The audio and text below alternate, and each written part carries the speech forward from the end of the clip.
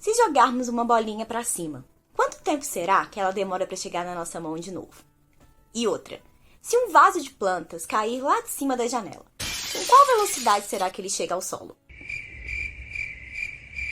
E você sabia que se não existisse resistência do ar, todos os corpos, independente da sua massa ou forma, se fossem abandonados aqui na superfície da Terra de uma mesma altura, cairiam ao mesmo tempo no chão? Esse tipo de movimento é chamado de queda livre. Mas na prática, o movimento de queda livre não existe, porque aqui na Terra não podemos simplesmente evitar a influência da resistência do ar. Mas se fôssemos até a Lua, onde a atmosfera é praticamente inexistente, isso seria possível, e foi até comprovado pelo astronauta David Scott. Ele fez um experimento interessante que comprovou esse fato. Deixou cair ao mesmo tempo um martelo com massa de 1,32 kg e uma pena de falcão, com massa de 30 gramas. E acreditem, os dois objetos chegaram ao solo lunar no mesmo instante. Uau! Voltando aqui para a Terra, a gente pode desconsiderar a resistência do ar algumas vezes para facilitar os cálculos e ficar mais fácil a compreensão. Vamos lá. No movimento de queda livre, a trajetória é retilínea e vertical, e a aceleração é constante. E por isso, estamos falando de um movimento retilíneo uniformemente variado, que nós já estamos acostumados a trabalhar, ou simplesmente o MRUV. E por isso, podemos empregar todas aquelas equações que nós já vimos nos vídeos anteriores, mas claro, com algumas modificações. Vamos ver quais são essas modificações que a gente precisa fazer nas fórmulas. A primeira é que, como a trajetória é na vertical sempre, nós estamos falando de queda livre, a variável S, ou a distância percorrida D, associadas antigamente ao eixo horizontal, passam a ser agora na vertical. Então, a gente vai substituir essas variáveis pela letrinha H, que representa a altura do movimento. Segunda ponderação. A aceleração agora é a da gravidade, e por isso a gente utiliza a letrinha G, que representa a aceleração da gravidade, que aqui na Terra vale 9,8 metros por segundo ao quadrado. Algumas questões costumam arredondar esse valor para 10 metros por segundo ao quadrado. E assim como nos problemas de MRUV, aqui nós também podemos adotar referenciais para aceleração. E nós faremos assim. Toda vez que o movimento for de subida, vamos adotar a aceleração negativa. E quando for de descida, nós vamos adotar a aceleração positiva. Percebam que a gente não precisa decorar essas fórmulas também. Basta ter em mente que quando estiver resolvendo uma questão de queda livre, o S vai se tornar o H e o A se torna o G.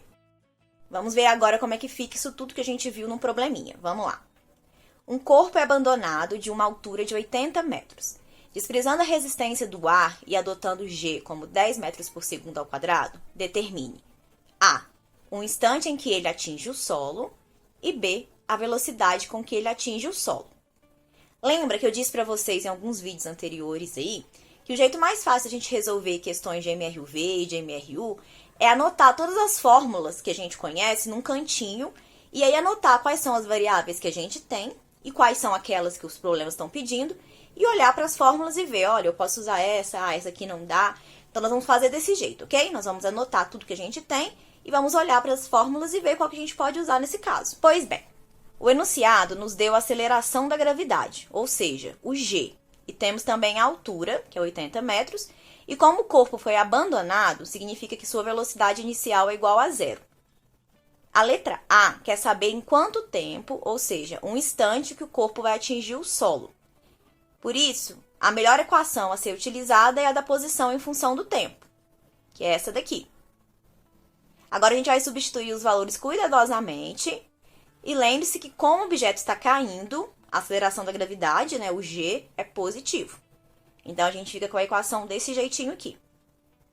E aí, resolvendo tudo, nós temos que o T é igual a 4 segundos, ou seja, o corpo demora 4 segundos para cair no chão. Vamos para a letra B. Mais uma vez, vamos analisar as equações e podemos usar o viva voz atrás do toco adaptada. V é o que queremos saber, V0 é igual a zero, porque o corpo foi abandonado. G é igual a 10 metros por segundo ao quadrado e T é igual a 4 segundos. Substituindo na equação de novo, temos que a velocidade com que o corpo chega lá embaixo no chão é 40 metros por segundo. Observem, gente, que em nenhum momento dos cálculos nós precisamos da massa do corpo, né? Então, igual eu falei no começo do vídeo, a massa no movimento de queda livre não importa. Se esse corpo tivesse massa de 2 quilos, de 30 gramas, de 60 toneladas, na queda livre eles chegariam no chão com a mesma velocidade e gastariam o mesmo tempo para chegar até o chão, ok? Vamos ilustrar para a gente entender melhor o que a gente acabou de calcular. Primeiro, nós tínhamos um corpo a uma altura de 80 metros. Coloquei uma bolinha aqui em cima de um prédio de 80 metros, por exemplo. Ele foi abandonado e caiu em queda livre. Na letra A, nós calculamos quanto tempo ele demorou para chegar no chão, que foi de 4 segundos. Então, foi basicamente isso aqui que aconteceu. E a letra B nos deu a velocidade com que ele chegou lá embaixo, que foi de 40 metros por segundo. Então, desenhando aqui para a gente entender o que aconteceu, foi basicamente isso daí. Vamos agora para o segundo exemplo. Uma criança joga uma pedra verticalmente para o alto e observa que ela volta às suas mãos depois de 4 segundos. Desprezando a resistência do ar e adotando a gravidade igual a 10 metros por segundo ao quadrado, responda: com que velocidade ela lançou a pedra e qual a altura máxima atingida pela pedra? Nessa questão, gente, nós temos que tomar um pouquinho mais de cuidado, porque observem que o movimento pode ser dividido em duas partes. A primeira parte é a de subida da pedra e a segunda parte é a de descida da pedra. Para fazer os cálculos, nós podemos escolher qualquer um desses movimentos, o de subida ou o de descida. Eu vou mostrar para vocês que dá no mesmo, tá? Mas a gente precisa entender direitinho o que a gente precisa alinhar antes de fazer os cálculos. Bom, na primeira parte do movimento, a criança lança a pedra com uma velocidade inicial V0, que é o que nós queremos saber. A pedra, então, atinge a altura máxima, e nesse ponto, a sua velocidade V é igual a 0.